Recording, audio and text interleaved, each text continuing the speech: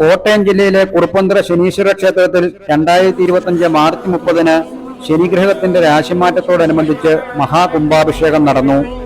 മഹാമണ്ഡലേശ്വർ ആത്മസിദ്ധർ ലക്ഷ്മിയമ്മ, ക്ഷേത്രം കാര്യദർശി ആശശ്രീ ശിവാനന്ദമയി, ക്ഷേത്രം മേൽശാന്തി രതീശാന്തി എന്നിവർ ചടങ്ങുകൾക്ക് മുഖ്യ കാർമ്മികത്വം വഹിച്ചു. സ്ത്രീകൾ താന്ത്രിക സ്ഥാനം വഹിക്കുകയും ശ്രീകോവിലിനുള്ളിൽ പൂജാകർമ്മങ്ങൾ അനുഷ്ഠിക്കുകയും ചെയ്യുന്ന ലോകത്തിലെ തന്നെ അപൂർവ ക്ഷേത്രമാണിത്.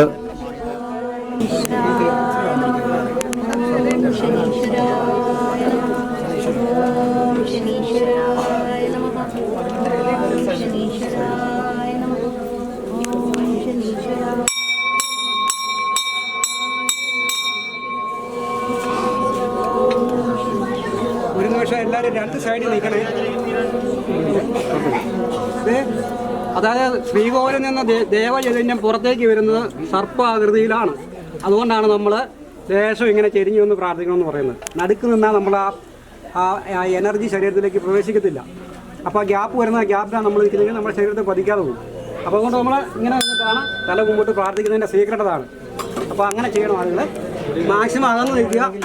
ആ സർപ്പം എങ്ങനെയാണോ ഇഴയുന്നതെന്ന് മനസ്സ് സങ്കല്പിക്കുക. ആ സർപ്പത്തിനുള്ള ഗ്യാപ്പ് ഇടുക. അത്രേ ഉള്ളൂ. എല്ലാ ക്ഷേത്രങ്ങളിലും അങ്ങനെ തന്നെയാണ്.